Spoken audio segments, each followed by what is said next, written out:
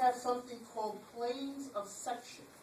Okay? Planes of section. Now, when we're dealing with anatomy, and we're dealing with anatomical structures, just like you have in the term anatomy, if you take the suffix of the word anatomy, what do you have at the end of the word anatomy?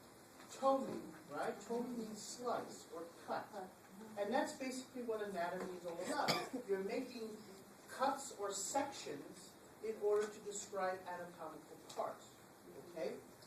Now, we have different planes of section in order to describe those anatomical terms.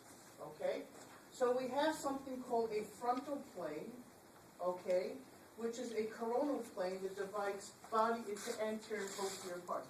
If I take an imaginary line and cut myself this way, okay, and I cut myself starting up here and going all the way down to my feet, I form an anterior view and a posterior view, right? There's a frontal view and a posterior view, okay? That's a coronal plane or frontal plane.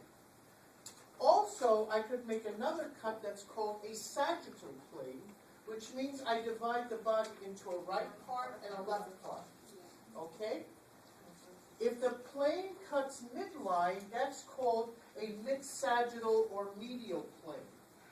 Okay, if I make a cut right here in the center, all the way down, I have a left portion and a right portion. And if they're equal, that's called mid-sagittal. If the sections are not equal, we call it parasagittal.